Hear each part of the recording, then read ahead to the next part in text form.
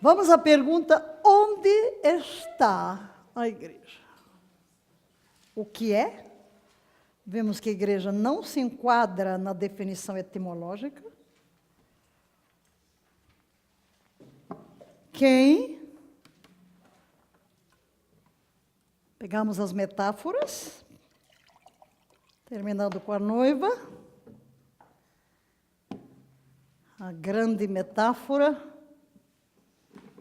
casamento da igreja, seu destino final.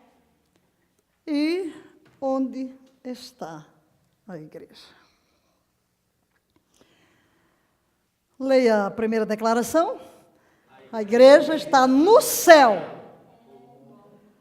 como a igreja universal. Hebreus 12, 23, chama esta igreja de primogênitos arrolados no céu, ou primogênitos inscritos no céu. É interessante que o primogênito tem o direito dobrado de primogenitura. Certo? Mas a companhia dos redimidos, todas é de primogênitos. Aleluia! Somos chamados a igreja dos primogênitos arrolados nos céus. Isso significa que todos temos a mesma herança. Temos o direito de primogenitura, todos nós. E a igreja está no céu, como a assembleia dos primogênitos arrolados no céu, e a igreja está também na terra, espalhada pelo mundo inteiro, enquanto carral de Yahvé. Assembleia em aliança permanente. A gente já estudou bastante, então você já sabe que quando falamos de igreja, não estamos falando de uma mera assembleia. Os santos redimidos, aliançados, reúnem-se, sim, em assembleias, mas o que os torna igreja não é o fato de se reunirem, é a experiência da recriação. No entanto, a igreja, leia, transcende um ajuntamento de pessoas específicas. E aí, onde a gente já viu que quase 100% dos teólogos batistas sempre vão linkar a igreja com reunião, por causa do termo eclésia, assembleia. Mas ela transcende um ajuntamento. O ajuntamento não faz igreja. Leia. A igreja é simplesmente o corpo e está onde quer que a vida e presença de Jesus se manifestar. Debaixo da árvore, ao ar livre, onde está o corpo e a presença e a vida de Jesus pela operação do Espírito manifesta, aí está a igreja. Nunca tire Jesus da igreja. Nunca tire a manifestação. O que é que torna uma célula importante? A vida de Cristo nela. A vida de Cristo nela. Eu vi que vazou uma pregação minha lá no Camizungo. Debaixo da árvore, que não tem nenhuma folha, né? Naquele dia, o céu ajudou, né? Porque havia nuvens. Porque aquela árvore que está ali é o embondeiro. Tem muitos, eles comem a fruta tudo. Embondeiro. É um negócio assim tão interessante que a gente chama aqui no Brasil baobá. Cada coisa assim, centenária. E lá é cheio desses embondeiros. Só que nesse período não tem folha, só são os galhos, né? São galhos. E ali tem a célula, as quartas-feiras das crianças. Mas naquele dia é o dia, tem um dia que é de distribuir as cestas básicas, pesado que só. Então os adultos também vêm, porque antes das crianças tem a reunião de adultos. Só que na semana antes de sairmos começou a reunião da igreja, Começou o trabalho lá. Lá até tinha uma igrejinha, mas fechou. Todo mundo agora só quer ser em Segec, né? Porque em Segec trouxe água, em Segec está trazendo a escola, em Segec... E é uma comunidade onde não tem nada. São comunidades pobres, não tem uma escola, não tem um posto, não tem água, não tem nada. E o nosso apóstolo fez aqueles... Quem foi à convenção ano passado lembra, né? E aquele projeto, que a gente viu só o projeto, o ano passado, quando eu fui, até um pastor pegou lá as berinjela, me deu umas berinjelas. Eu que não como berinjela, mas resolvi comer da berinjela dali do Camizungo. E o tipo de agricultura para aquela comunidade. E foi esse pastor Júnior que abriu um caminho para a Coreia, e Itamar foi à Coreia, os coreanos foram a Angola, deram dinheiro para fazer o poço foi feito. E houve uma empresa agora que deu material para construir a escola, já vai abrir a escola por princípio, né? E a água, o povo feliz, né? Cavando. Já tinha o poço, mas aí vai trazer agora a água encanada até ali, e depois vai vir o posto médico. Também levam-se médicos na quarta, né, para limpar as feridas. E, inclusive, eu estive lá naquele dia que eu preguei, porque eu tinha ido lá uma vez, em dezembro do ano passado. E a pastora Fabiana postou lá que uma senhora pôs o nome da filha de Valnice Milhomens. Eu gostei dela. Tinha me visto uma vez. E agora eu fui lá conhecer a Valnice Milhomens. E ainda põe o sobrenome, né? Aí ela veio e disse, eu quero que a minha filha seja igual a você. Ainda deu um presentinho lá.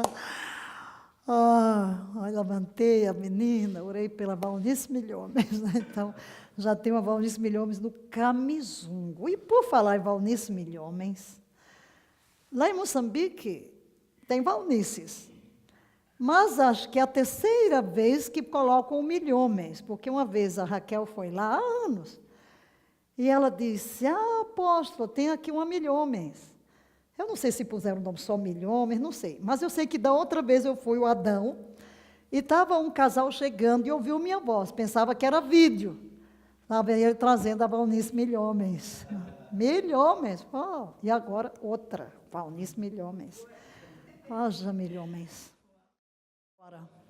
A igreja é simplesmente o corpo, e está onde quer que a vida e presença de Jesus Cristo se manifestar.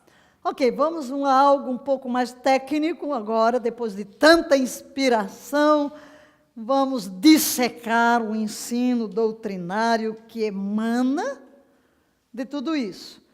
O termo eclésia é usado no Novo Testamento em dois sentidos. O primeiro é visível e o segundo é invisível. Ela é visível enquanto se identifica um povo em algum lugar, naquilo que chamamos igreja local, ou igrejas no plural. E invisível, o corpo místico de Cristo. Greg Herrick dá a seguinte conclusão sobre a igreja. Leiamos-la.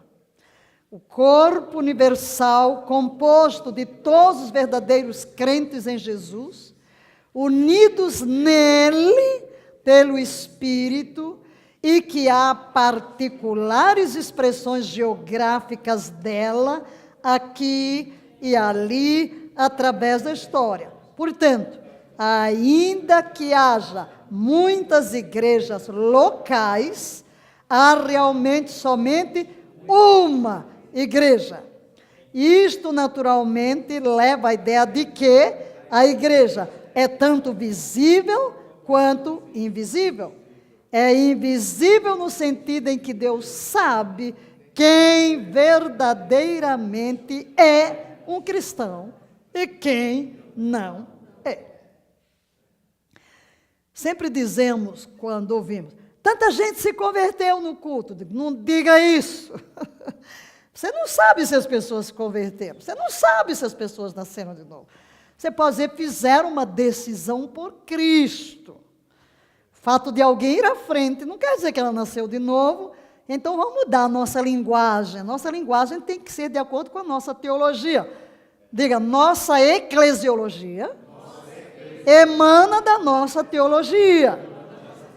É por isso que daquele diálogo vocês viram quantos conceitos teológicos nós trouxemos aqui. Como eu disse, em pepitas, aqui está a nossa teologia. Não é? Em frases, em conceitos, porque isso vai permear. E vocês devem estar com tudo fresquinho na cabeça, né? Estudaram para a prova, vão tirar 100. Lá em Angola e Moçambique, a nota máxima é 20. É mais difícil de calcular, né? Agora, no conceito do apóstolo Paulo, leia o que está em vermelho, tanto a congregação local é a igreja, quanto a totalidade de todos os crentes também o é, o que induz à conclusão de que ela não é concebida numérica, mas organicamente. Okay? Mas a declaração endossada por Led, que endossa os pensamentos que vemos à frente, ele declara: a Igreja Universal não é considerada como a totalidade de todas as igrejas locais. Antes, cada comunidade, embora pequena, representa a comunidade total, a igreja. A tradução correta de tais versículos, como 1 aos Coríntios 1, 2 e 2 aos Coríntios 1, 1, que é a congregação de Corinto, lado a lado com outras congregações, mas a congregação, igreja, assembleia, conforme aquela que está em Corinto. A igreja local não é parte da igreja, mas é a igreja em sua expressão local. Amém? Como esse era um trabalho de mestrado, depois de eu apresentar a minha teoria, eu tenho que respaldar com outros escritores, né? Claro que eu vou buscar aqueles que se alinham com o meu pensamento, é claro. E isso demanda o quê? Pesquisa. Tem muita pesquisa. Foi 1 ano para escrever isso. Então, tem muita pesquisa. E tudo isso era em inglês, né? Depois eu fiz a tradução para português. Mas aqui está o conceito que estamos. Veja que há outros que, de uma forma diferente, têm o mesmo conceito. Correto? Não, a igreja local é parte? Não, ela é expressão. Existe uma igreja. Existe um corpo, existe uma noiva, e onde quer que haja quem dela participa, a expressão do que ela é tem que estar presente. Que é a vida de Cristo. Que é a vida de Cristo, que é a manifestação da natureza de Cristo nos seus membros e a execução da missão pelos seus membros. Correto? Isso significa, leia, que o poder total de Cristo está disponível a cada congregação local e que cada congregação local funciona em sua comunidade como a Igreja Universal funciona no mundo como um todo. Assim como a congregação local não é um grupo isolado, mas encontra-se um estado de solidariedade com a igreja como um todo. Então, esta igreja universal tem sua expressão em pequenos e grandes grupos, onde quer que eles se reúnam. O mesmo poder, a mesma vida, a mesma autoridade, a mesma essência, a mesma presença. Glória a Deus. Aleluia. Olhemos primeiro, então, para a igreja universal. A Igreja Universal, que é o corpo espiritual de Cristo. A maioria das referências à eclésia, à igreja, aqui na Bíblia, é igrejas locais. Tá? A maioria. Igrejas locais. Ok. Começando com a de Jerusalém, igrejas locais. Olha aqui já uma grande diferença. Igrejas locais, começando com a de Jerusalém, desapareceram. Ainda assim, o inferno jamais prevalecerá contra a igreja universal. Os membros da igreja universal têm seus nomes escritos onde? No livro da vida do Cordeiro. A igreja de Deus, aquele que ela resgatou com seu próprio sangue. Aquele da qual Cristo é o cabeça.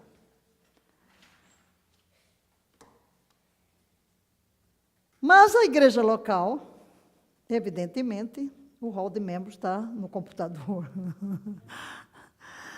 Somente Deus vê e conhece quem pertence a ela. Como trabalho de casa, vocês vão me ler todos esses versículos. Não vamos colocá-lo aqui, porque vocês já são alunos bastante avançados. Isso nos faz poupar o tempo. Isto, em seu dicionário, enfatiza 3 marcas desta igreja universal. Quais são? Sua unidade, sua universalidade e sua perpetuidade. Estamos falando da igreja local. Ela é una, ela é universal e ela é perpétua. Isso significa, primeiramente, que Deus tinha, tem e terá somente uma igreja no mundo. Então, nada de bairrismo, nada de denominacionalismo. Cumpre um corpo inteiro.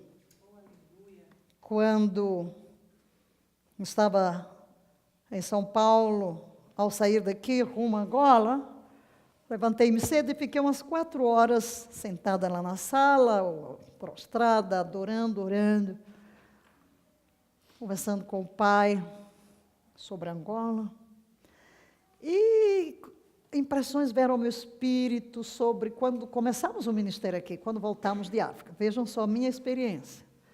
47 anos depois que cheguei a primeira vez em Moçambique como missionária, 47 anos depois eu estava chegando como missionária de volta à África.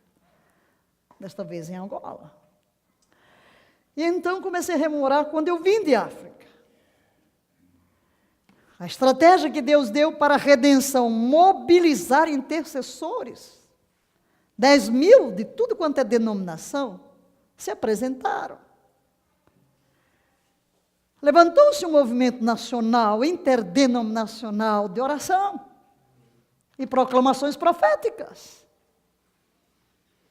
E aí, quando Deus colocou no meu coração, ao chegar em Angola, vá visitar o presidente dessa plataforma que assinou os seus papéis e estabeleça elos de ligação com o corpo.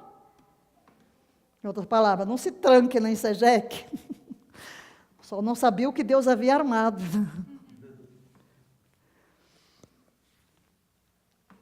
E enquanto eu estou aqui, eu mudo de posição. Eu contei isso para vocês.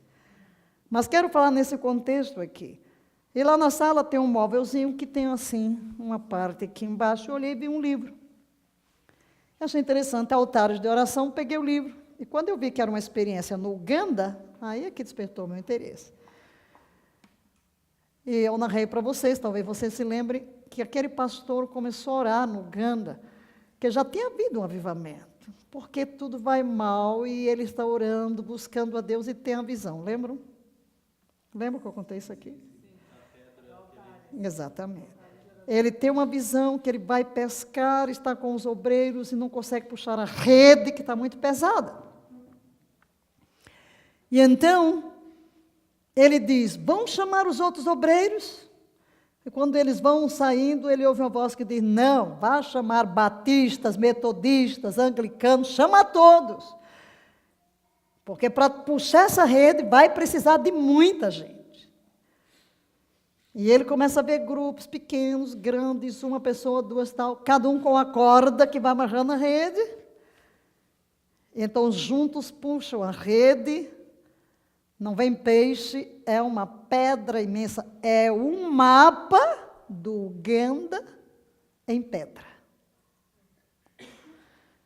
E eles puxam. E ele busca Deus, e Deus mostra. Levanta altares de oração de todas as denominações, porque demanda a unidade do corpo na intercessão para mudar a história do Uganda.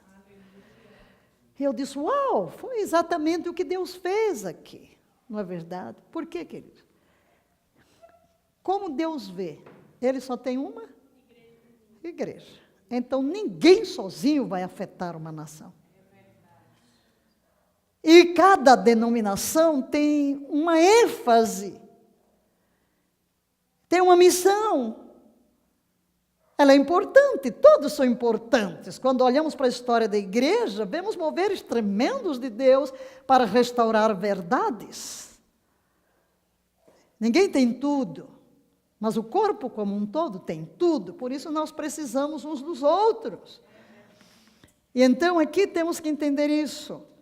Deus tem, sempre terá uma só igreja, um só Senhor, uma só fé, um só batismo. Amém?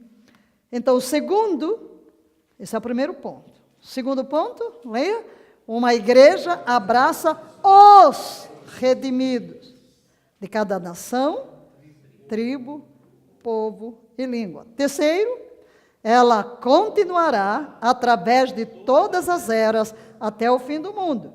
Não pode jamais ser destruída. É um reino eterno. Estamos falando da Igreja Universal. Da Igreja Universal. O Dr. Norman Kaiser dá uma síntese de conclusões sobre a natureza da Igreja Universal. Vamos ler.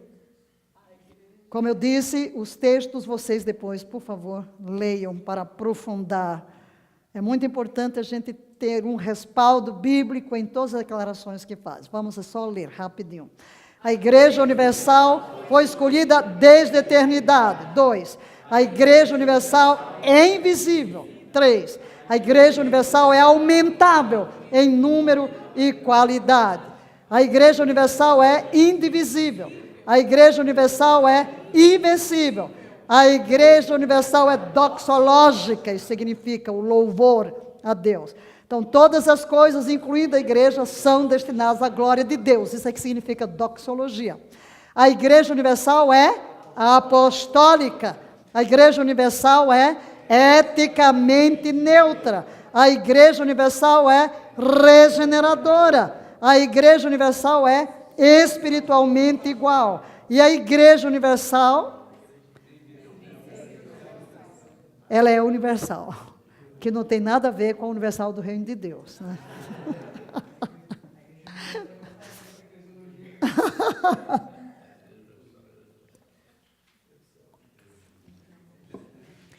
Olhemos rapidamente para a local, que é aquela com a qual estamos trabalhando, e vocês são chamados a edificar a igreja local. A palavra igreja pode referir-se a uma companhia de crentes, que se reúnem em certo lugar, formando um corpo local. Não é?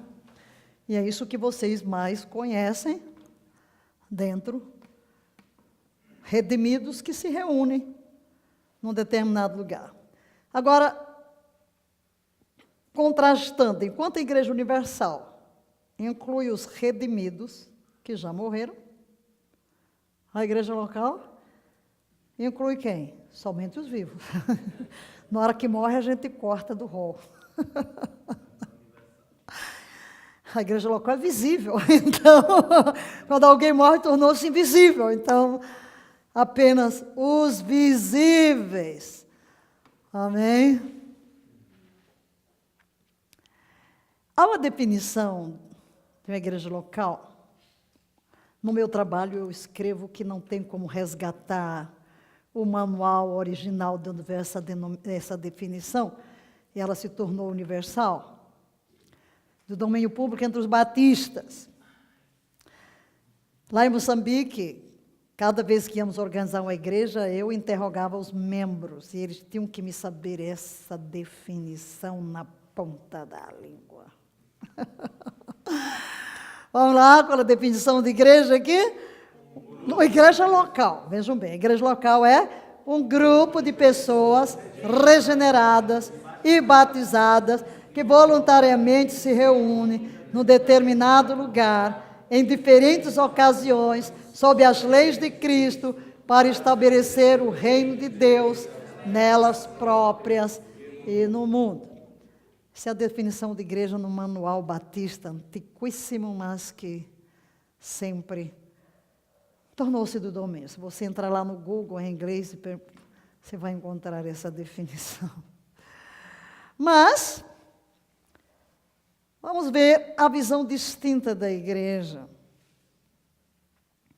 Nos dias da Reforma Protestante, nos dias de Lutero, completamos 500 anos da Reforma, a igreja conhecida era a Igreja Católica. A palavra católico significa universal.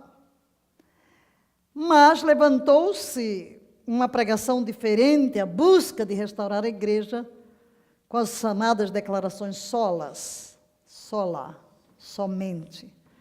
E aqui estão as 5 solas.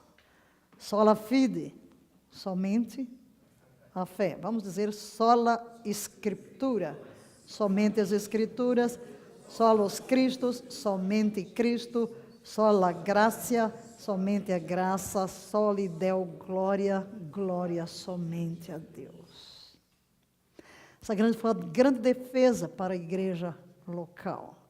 Que ninguém é salvo por obras. A igreja deve ser composta por crentes que exercem a fé.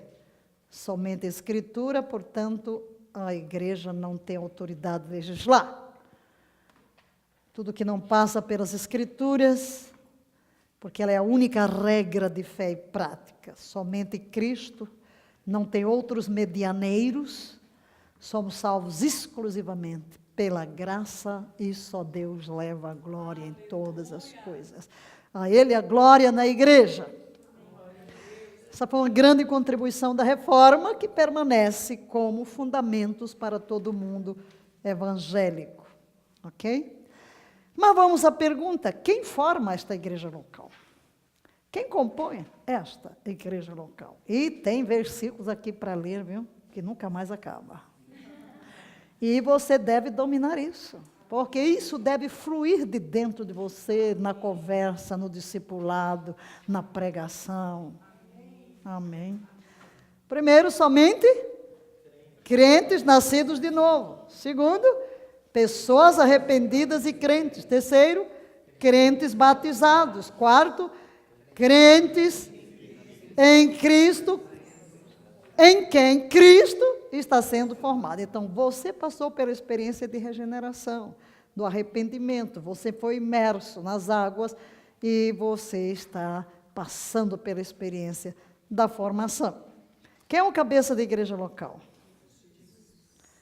Eita, disseram um Jesus tão fraquinho. Jesus. Acorda! Estou com fome? Nem só de pão viverá o homem. A palavra alimenta. Cabeça da igreja. Quem é o cabeça da igreja? Aqui, vamos lá. Jesus é o cabeça. Não somente da igreja universal, mas também da igreja local. Agora, veja bem. Jesus é o cabeça. Todavia, Ele deu uma liderança ungida dentro da igreja local. Para quê? Formar os discípulos. Estes são líderes humanos. Todavia, estes líderes humanos encontram-se onde? Nas mãos. Por isso, nós insistimos que a igreja, vá dessa frasezinha, Olha essa frasezinha, que a igreja local é a única agência autorizada. Diga agência única. Comece com única. Única agência autorizada do reino de Deus na terra. Por isso, tudo tem que passar pela igreja local. E para mim é um descrédito qualquer líder que se levanta com ministérios fora da igreja local, que não tem pastor, que não se submete e só anda atrás dos membros das igrejas locais para dar problema ao pastor. Porque começa a vir com ideias mirabolantes, com conceitos errados. Foi Jesus quem estabeleceu uma estrutura. Igrejas locais no Novo Testamento. Eu sempre digo, a igreja local formada por pessoas imperfeitas. Mas é o melhor lugar da terra. Ainda é o melhor lugar da terra. Não é perfeita, mas aqui você tem uma liderança estabelecida, ungida, você tem o ensino da palavra para formar. Amém? A primeira carta de Pedro, capítulo 5, versos 2 e 4, leiamos. Apacentai o rebanho de Deus que está em vós, não por força, mas espontaneamente, segundo a vontade de Deus. Nem por torpe ganância, mas de boa vontade, nem como dominadores sobre os que vos foram confiados, mas servindo de exemplo ao rebanho. E quando se manifestar o sumo pastor, recebereis a imarcessível coroa da glória. Agora um contraste. Vamos ver uma comparação entre a Igreja Universal e a Igreja Local. Enquanto a Igreja Universal é invisível, a Igreja Local é visível. Enquanto a Igreja Universal é uma única igreja, a local, muitas igrejas. A Universal, um organismo. A local, uma organização. A Universal tem membros salvos. E a visível? E a local? Salvos e perdidos, tem joio no meio, a gente não sabe quem é salvo e perdido, só Jesus sabe, não é? Nós não temos domínio do espírito das pessoas, até elas podem parecer que são muito santas, né? E não sejam. Então, na igreja local, por isso Jesus disse, vai crescer joio com o trigo, não arranca porque você pode levar o que é bom. Então, vamos aguardar o tempo do fruto, não é verdade? Na Igreja Universal temos membros vivos e mortos. Em outras palavras, todo o corpo. Mas na local, só temos vivos. É uma parte do corpo. Na igreja local, na Igreja Universal, não temos denominações. Só tem a noiva do Cordeiro. Mas, na local... Agora, o que é uma denominação? O que significa denominar? E o que é nominar? Dar nome. Tem gente que diz, somos indenominacionais. Que bobagem. Todo mundo tem nome. Agora, na Bíblia a gente vê mais nomes assim, não o nome da cidade ali, né? Não como uma vertente. Embaixo da casa, é isso? A igreja que se ressurge depois.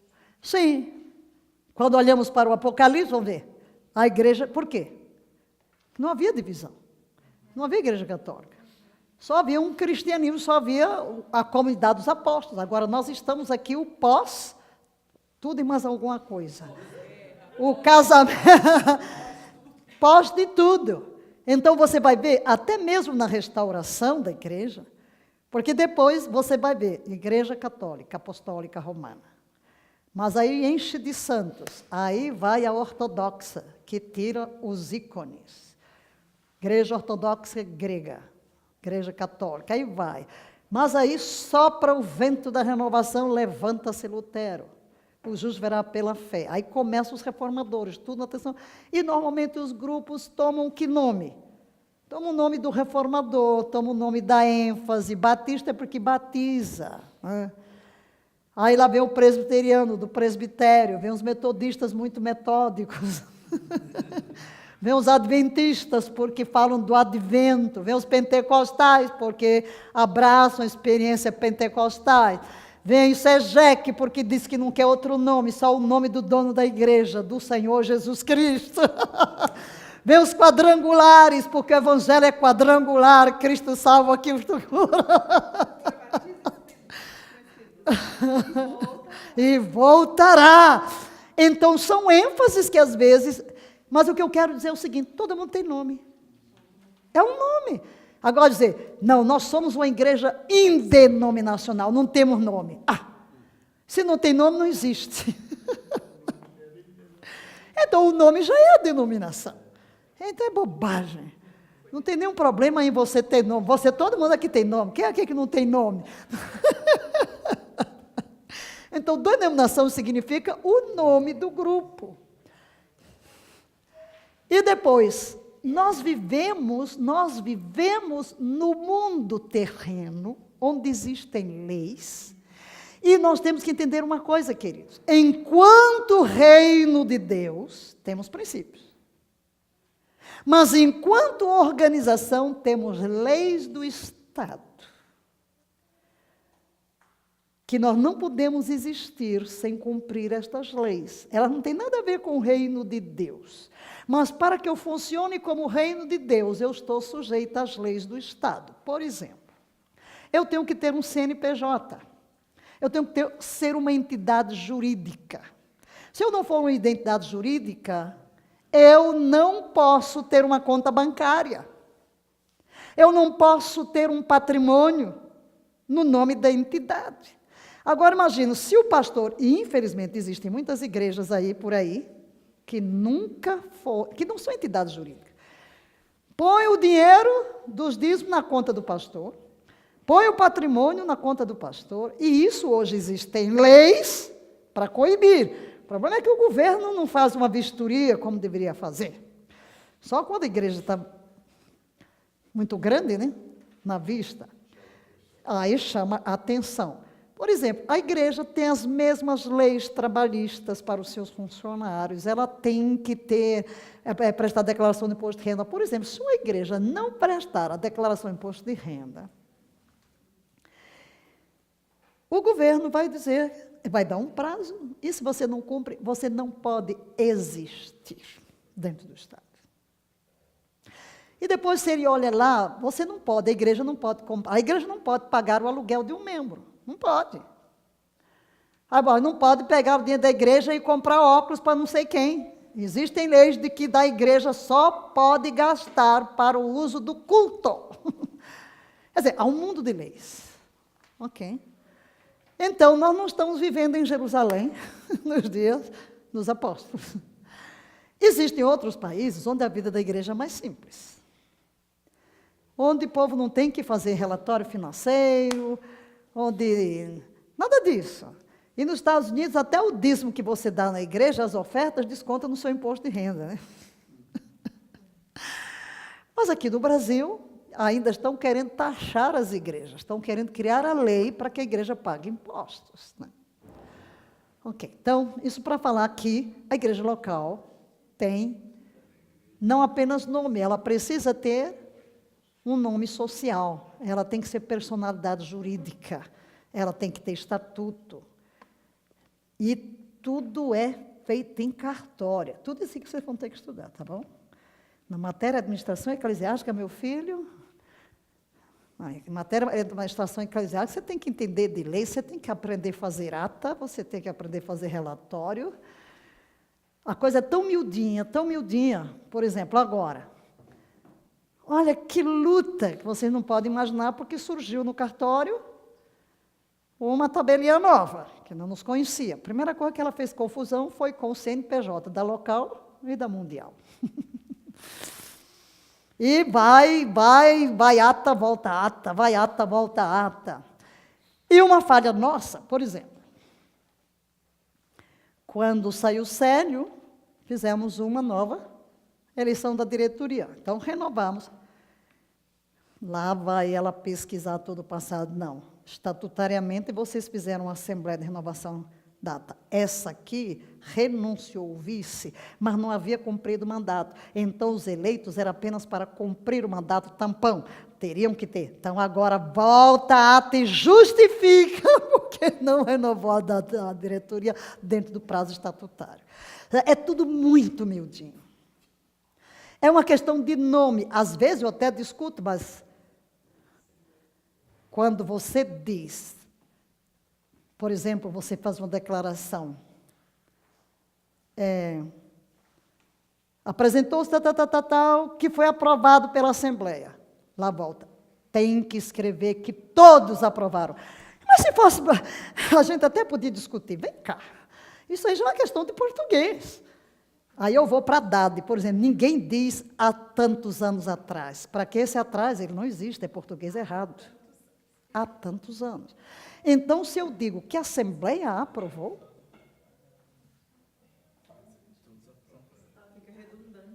fica redundante. A Assembleia é o conjunto do todo. Não, mas você vai discutir com ela? Volta, faz nova ata, volta. O que eu quero dizer? É a igreja local enquanto organização dentro de um Estado, com leis. O nosso próprio estatuto, não temos a liberdade. Tem cláusulas que elas têm que estar dentro do estatuto. Nós somos uma mudança de estatuto, lá volta. Ok, na morte do presidente, tem que constar quem vai fazer a convocação, porque estava escrito como? Com morte ou renúncia do presidente, reunir-se a Assembleia para decidir. Não, tem que... Então, quem é que vai convocar? Volta de... E vocês imaginam, as atas voltaram para Angola. Eu fiz as atas, fui ao correio registrado, no dia 7 do mês de julho. Chegou no Brasil na véspera de eu chegar aqui. Quer dizer, não precisava nem gastar dinheiro. Eu teria trazido porque era um sábado, não ia mesmo levar o cartório. Entenderam? Então, são, às vezes, coisinhas, porque ele vai suspeitar, porque vai dizer, aí, porque se entra o vice-presidente, por quê? Estatutariamente o vice-presidente convoca, aí ele se coloca no lugar do presidente, então tem que definir isso melhor. Em outras palavras, amarra. Então,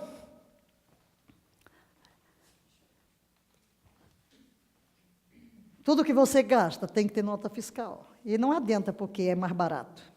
Ah, se for X, não paga. É, meu filho, todo o dinheiro tem que ser contabilizado. Não sai dinheiro sem justificativa. Como é que sai o dinheiro da igreja para pagar o pedreiro, mas não tem nota fiscal?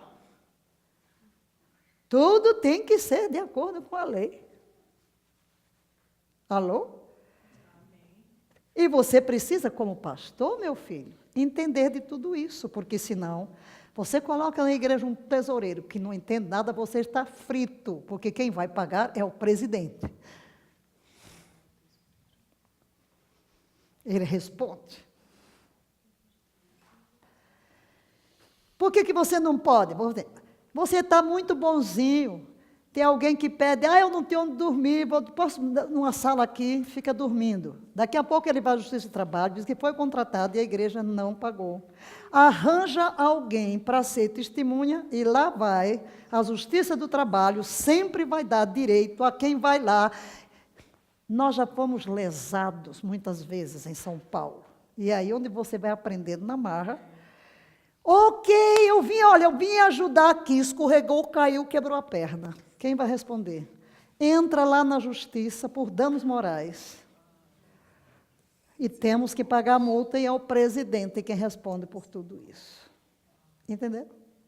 Como você não pode ter nem sequer um voluntário que vem todos os dias à mesma hora aqui, sem ter um contrato assinado, uma declaração para você se proteger. Quando isso aqui estava, às vezes eu cheguei aqui e deu no irmãozinho, quero chegar aqui, ei, onde é que está o cinto de segurança? Eu lhe demito.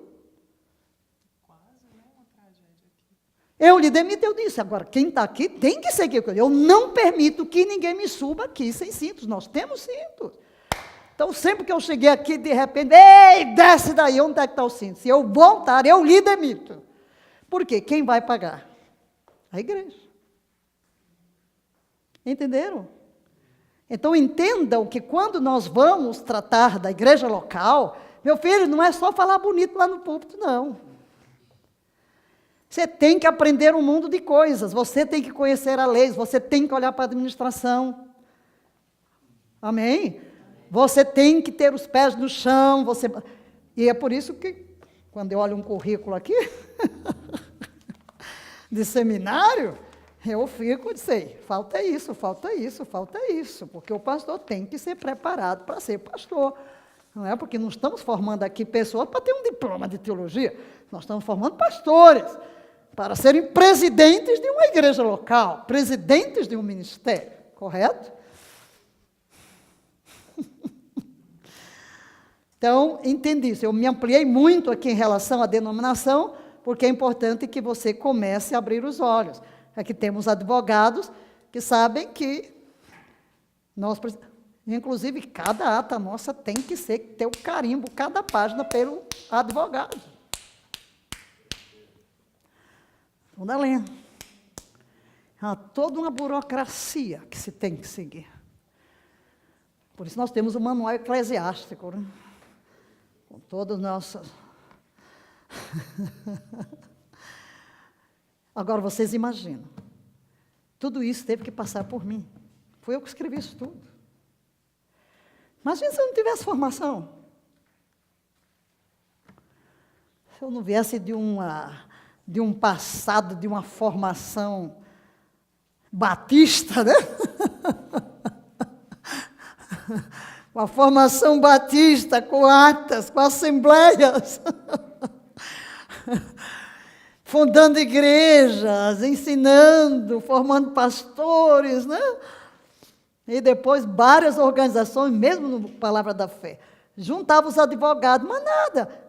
Eu tinha sempre que escrever. Até o dia de hoje eu escrevo todos os textos, aí passo para fazer as sugestões. Você pensa, acho que eu nem leio, suponho, né? Ou não tem nada para dizer, ou não entendem muito. Um ou outro que dá uma sugestãozinha, né? Não ajuda.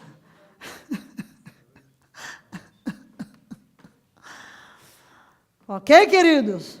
Mas deixa isto para administração eclesiástica. Guarda essa matériazinha na cabeça. Aqui ainda estamos, no geral, pelo currículo que eu mostrei aqui para vocês, de não sei quantos itens, né? Eu nem contei. Você disse, eu pensei que era mais fácil. Não é difícil, é exigente.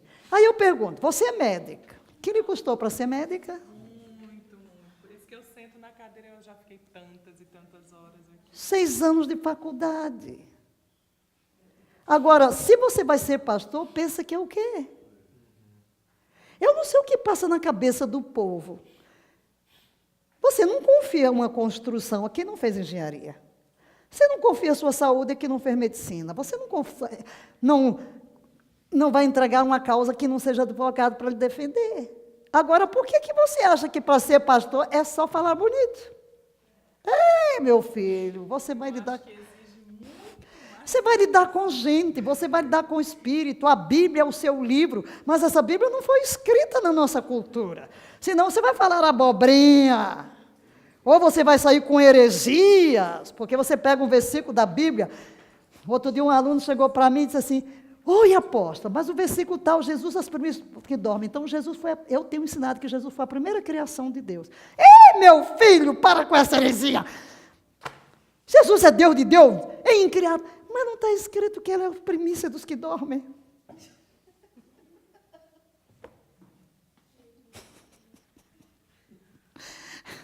Mais por fora do que batente. Eu disse, está vendo por que você precisa de teologia? Não vai ensinar bobagem.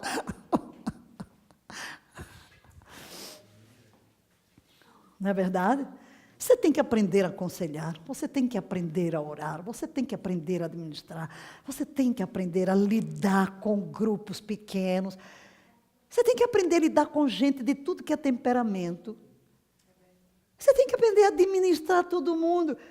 Vai fazer uma reunião, tem um conflito. Ai, meu Deus! Ei, você tem que suscitar conflito num grupo pequeno. É positivo. Por quê? Quando você suscita, vamos ver, eu vou discutir uma coisa, cada um discute, um tem um jeito, um levanta a voz. Mas é o jeito dele.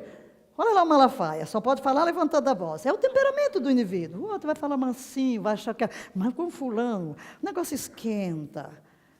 Quando eu fiz uma das matérias de mestrado de liderança, que tem a ver com grupos pequenos, uma das coisas que a gente aprendeu é o quê? Suscita. É para suscitar conflito na reunião. Por quê? Por que suscitar conflito? Porque do conflito vai vir o quê? O consenso. Quando discute, põe a sua opinião e cada um tem um jeito de pôr a sua opinião. Ninguém pode levar as coisas a nível pessoal. Agora, se você vai ser um pastor que vai levar tudo a nível pessoal, está frito, desista. Porque ninguém vai levar nada a nível pessoal. Nós vamos lidar com ideias. O mundo interior é intocável. Cada um está pondo a sua opinião. Um pastor pode achar, esse menino é rebelde. Ué, não, você não está formando líder, todo líder pensa. Todo líder tem ideia. Deixa o povo, suscita as ideias, suscita as opiniões, suscita os conflitos. Por quê? Discute de um lado, discute do outro, discute da opinião, um convence o outro, não, ok, vamos aí agora, no frigir dos ovos, se todo mundo participou, quando chega a decisão final, todo mundo vai participar da solução, correto? Mas isso demanda o quê? Treinamento, treinamento. Você precisa ser formado em todas as áreas, porque no ministério, não é você construir um prédio, é lidar com gente. É bem diferente. Você vai lidar com gente. E gente tem níveis diferentes. Níveis de maturidade, temperamentos diferentes. E você tem que aprender que as pessoas são diferentes. Costumo dizer aos meus líderes que não tenham medo dos líderes que se levantam. Pelo contrário, fique feliz. E outro, duas pessoas podem fazer algo de um modo totalmente diferente do outro. Não quer dizer que um está certo e o outro é errado. São modos de cada um agir. Tudo isso vai precisar maturidade do líder, né? Aí onde vem o crescimento em todas as áreas para a formação de um pastor. Porque senão ele sai do púlpito e mata as ovelhas aqui embaixo. Ou então ele nunca vai ter gente com ele. Porque ele fulmina todo mundo. Não pode. Não é? Não pode. Se eu olhar para a minha equipe, gente, é cada um tão diferente do outro. Cada um diferente do outro. Mas eu convivo bem com todo mundo.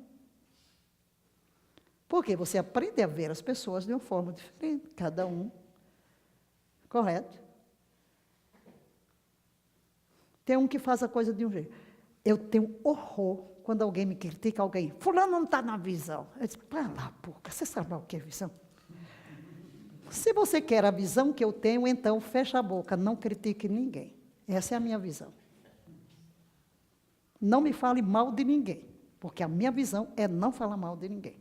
Não me jogue palavra negativa em cima de ninguém, mas não fique falando, fulano não está na visão. Que visão, meu filho?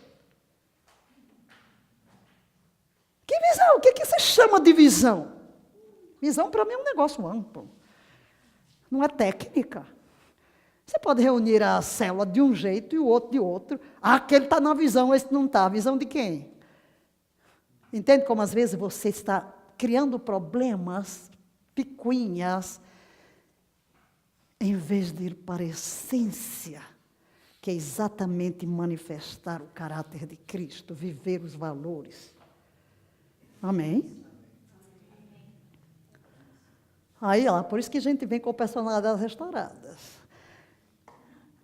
Tive uma reunião uma vez em São Paulo, era o grupo, aí veio uma pastora. Pai, porque fulano reclamou, porque desse. Eu só ficava escutando. Eu disse assim, uau, mexeu muito com você, não foi? Pois é, eu disse, sinal de que você precisava dessa experiência. Como você precisava? Porque é assim que as escórias vêm. Minha filha está precisando tratar. Que orgulho é esse? Por que você se sentiu assim? É a manifestação do seu orgulho. O eu ferido. Então é sinal de que você precisa entrar nessa escola, onde se aprende a ser humilde, onde se aprende a ser tolerante, onde se aprende a ser paciente, onde se aprende a ser perdoador. Fica logo vermelho, né? Porque em vez de eu apoiar, eu vou cá em cima. Por quê? Até porque se você me falar de alguém, eu vou lidar com o seu problema e não o do outro, porque ele não está nem aqui. Se você vier falar mal de ninguém, eu vou lhe dizer, a Bíblia diz que não é para falar mal um do outro. E como é que você sentiu? Meu filho, você precisava disso. Veja que sentimento surgiu no coração. Você já orou para passar pelo fogo refinador? Pois então o fogo refinador chegou. Você tem duas opções. Você tem duas opções. Ou deixa esfriar, incrusta aí no seu caráter, esse euzinho todo. Ou você se submete e aprende a perdoar. E a Bíblia diz, alguém te ofendeu, vai conversar com ele. Você já foi? Então não venha conversar comigo. Siga os passos da Bíblia. Entre ti e ele só. Para que você vai comentar? Eu não estou dizendo que a outra pessoa está certa ou está errada. Não me interessa, ela não está aqui. Eu não vou tratar dela com você, vou tratar com a sua atitude. Porque se eu estou lutando para formar o caráter de Cristo em vocês, eu vou lhes mostrar como é que esse caráter é formado. É nas experiências do dia a dia. E como o livro de Hannah Smith me ensinou, os nossos irmãos são os nossos vidros de remédio. Alguns são tão amargos, mas os remédios mais amargos são os que fazem melhor bem. Não é? Já tomou losna, chá de losna. Amargo, a bomba, é o fígado. Entende, queridos? Então a função, por isso dissemos, onde é que, se você estiver sozinho, quem é que vai cuidar do seu caráter? Por que esse problema de pastores que não estão debaixo de ninguém? Não tem ninguém para cuidar do caráter, não tem ninguém para ensinar, não tem ninguém para mostrar isso está errado. Quem é que vai falar com a pessoa? Ninguém. E às vezes a pessoa nem tem consciência de que está seguindo um caminho errado, não é verdade? Mas dentro da igreja é diferente, dentro do grupo é diferente. Você está vendo o problema do seu discípulo, você vai em cada circunstância ajudando a que ele alinhe a conduta com o ensino da palavra. Correto? Muito bem. Muito bem. Ok.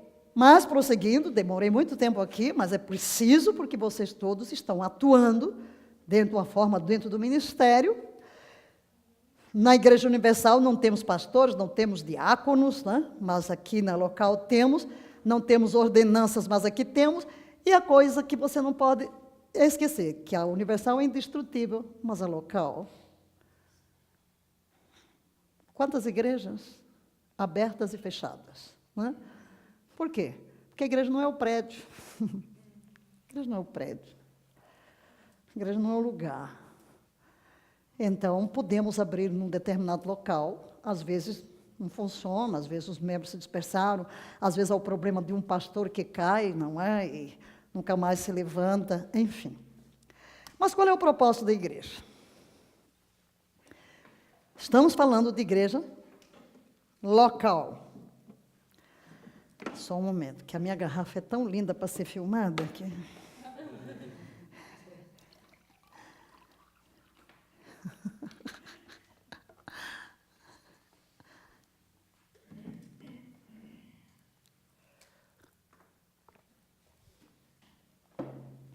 Qual o propósito das igrejas locais? São essas que são a nossa responsabilidade. Amém? Então, há 4 coisas que podemos destacar. Vejam bem, propósito, em relação. Agora vamos entrar em 4 relações, em relação a Deus, em primeiro lugar. Qual é o propósito da igreja local em relação a Deus? Primeiro, tudo na igreja deve trazer glória a Deus. Tudo na igreja deve trazer glória a Deus, e aqui está o texto de Efésios, leiamos-lo.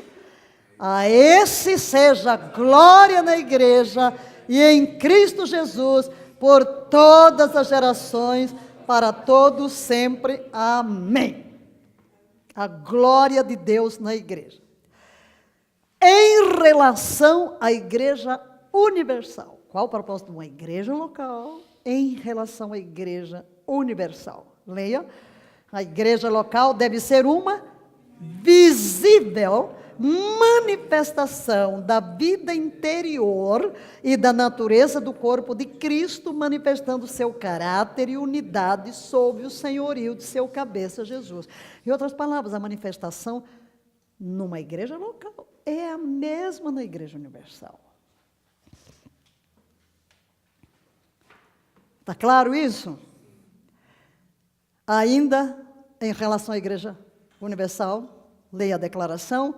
Não pode haver uma discrepância entre a igreja universal e a local no que concerne a evidência da vida e poder de Cristo atuando através de cada discípulo. Não fique pensando, a igreja universal é perfeita. Mas quem é a igreja universal? Todos os salvos, vivos e mortos. Quem morreu, ok. Mas os vivos? Então, não há uma vida diferente da universal para a local, porque tanto a local quanto a universal é composta por vidas, pessoas. E essas pessoas têm que manifestar a vida de Cristo. Ok? Como tem muita gente que pensa que morreu, pronto. Como se a morte fosse a redentora. Não, você vai começar a eternidade no nível em que você parou aqui. Então, meu filho, cada um vai ser julgado pelo que fez aqui. As responsabilidades no reino dependem de como eu administrei as responsabilidades aqui. Sobre o pouco, foste fiel. Sobre o muito, te colocarei. Ou vocês pensam que, quando morrer, vão para o céu para ficar abanando assim o rosto de Jesus? Como aquelas imagens que a gente já viu tanto, uma ideia. Ai, não tem mais trabalho. Meu pai trabalha até agora, disse Jesus. Eu também trabalho. Não, gente, é um reino. É um reino, aleluia.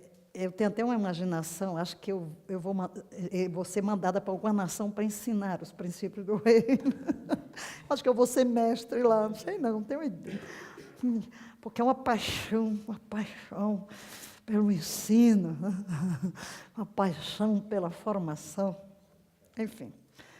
Surpresa daquele dia. Efésios, capítulo 4, versos 3 a 6, leiamos. Procurando diligentemente guardar a unidade do Espírito no vínculo da paz. Há um só corpo, um só Espírito, como também fostes chamados em uma só esperança da vossa vocação. Um só Senhor, uma só fé, um só batismo, um só Deus e Pai de todos, o qual é sobre todos, e por todos e em todos. Aleluia. Em relação aos crentes, qual o propósito da igreja local em relação aos crentes? Primeiro, espera-se que a igreja local faça o quê? Edifique os crentes no espírito do que Paulo ensina em Efésios 4. Já sabe, o que é que está em Efésios 4, 11 a 16? Que Cristo deu primeiramente apóstolos, profetas, evangelistas, pastores e mestres, para edificação do corpo, para que o corpo realize a obra do ministério, para a equipação dos santos, para levar estes santos à plena maturidade, ao pleno conhecimento de Cristo, que não sejam mais meninos levados por todo o vento doutrina. Então, este é o propósito em relação aos crentes. Equipar os crentes, formar os crentes no caráter e na missão. E aí está o texto, que não vou ler. Agora, todos os dons ministeriais são chamados a se envolver nesse equipar dos santos, com um propósito tríplice. Vamos ver. Primeiro, para edificar o corpo de Cristo, até que todos os cristãos cheguem à completa unidade e à inteireza, ter a perfeição. Quando vocês veem um nome lá, significa um pensamento extraído de um autor.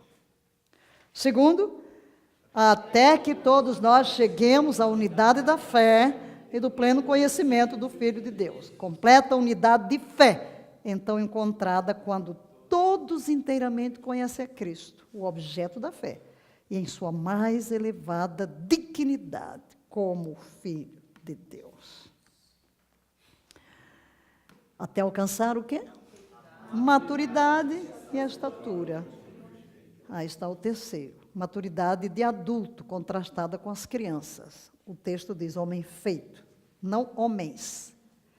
Porque os muitos membros constituem uma só igreja.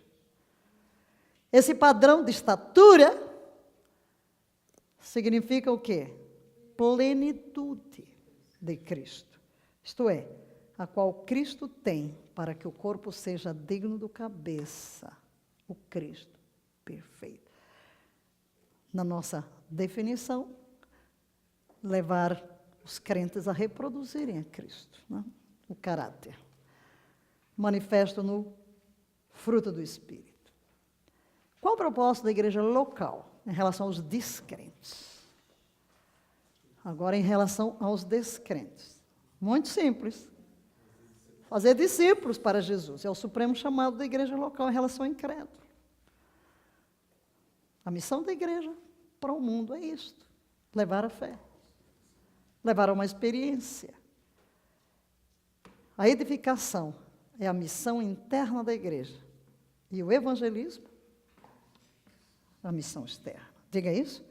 A edificação do corpo, a edificação dos discípulos é a missão interna da igreja local.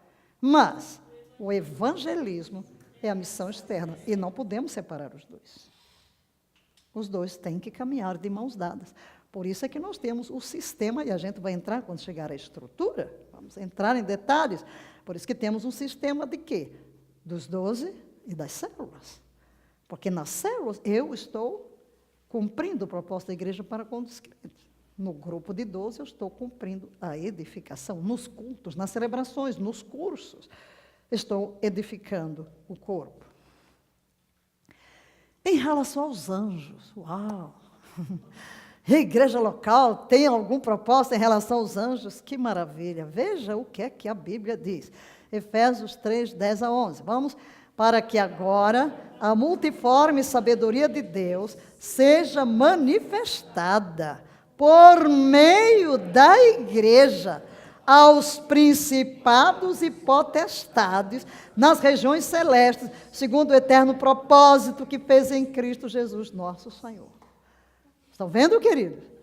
Quem vai manifestar a multiforme sabedoria de Deus para principados, para potestades, para os anjos? A igreja.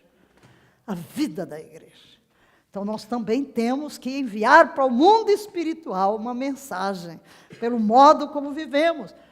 Estará comprovado diante do mundo espiritual que o Calvário não foi vão, que a obra da redenção é plena, glória a Deus, e Deus será glorificado. Vamos fazer um resumo do que dissemos aqui. Vamos ler esse resumo, preste atenção às palavras destacadas em amarelo. Vamos ler? A igreja, no que concerne o lado dos seres humanos, é uma comunidade de pessoas de fé que, convencidas pelo Espírito Santo dos seus próprios pecados, da justiça de Jesus e do julgamento vindouro, pela pregação do Evangelho, clamaram como carcereiro de Filipos: o que eu devo fazer para ser salvo? É claro que nessa declaração você tem um mundo de doutrina, né? Aqui está alinhado, né? Que você foi convencido pelo Espírito, você exerceu a fé, ok? Houve a pregação do Evangelho, você clamou para que fosse salvo. Prosseguindo, eles ouviram a resposta: crê no Senhor Jesus Cristo e serás salvo, tu e a tua casa. Atos 16, 31. Eles, então, responderam, arrependendo-se de seus pecados e colocando sua fé em Jesus como Senhor e Salvador. Deste modo, eles experimentaram a graça de Deus em Cristo, como está escrito, porque pela graça sois salvos por meio da fé, e isto não vem de vós, é dom de Deus, como um testemunho público do seu novo nascimento. Vamos, gente, não esmoreça. Fiquem de pé, vamos ver se sai melhor. Como um testemunho público de seu novo nascimento em Cristo e seu batismo pelo Espírito Santo no corpo de Cristo, eles se submeteram ao batismo nas águas. Estão vendo as doutrinas aí? Prosseguindo. Juntaram-se a uma igreja local para ser parte de um corpo militante que tem a meta suprema de se tornar como Jesus, caráter. Segundo aos Coríntios 3,18, o que está escrito em 2 Coríntios 3,18? Enquanto continuamos a contemplar como um espelho, ok? Prosseguindo, e realizar a sua missão. Mateus, não é 18, é 28. Mateus 28, 18 a 20, até Jesus vir e estabelecer seu reino visível sobre a terra. Isso é o resumo do que quisemos dizer, o que é a igreja, onde a igreja está. Quem faz a igreja? É esse povo que passou por estas experiências todas, não é? A quem se pregou o evangelho, exerceram a fé, se converteram, ou seja, foram batizados nas águas, foram batizados pelo Espírito Santo no corpo de Jesus e estão hoje sendo trabalhados como um corpo militante que tem, voltamos a caráter e missão. Vamos sempre terminar aqui. Caráter, estamos aqui. Diga, meta suprema. Essa é a meta suprema da igreja local. Levar cada discípulo a se tornar como Jesus. E cada discípulo a realizar a missão. Até que ele venha. E estabeleça seu reino visível aqui na terra. Levante a sua voz dentro do trono. Agradeça por ser parte. Oh, aleluia. Graças te rendemos, Senhor, por sermos parte desta obra maravilhosa.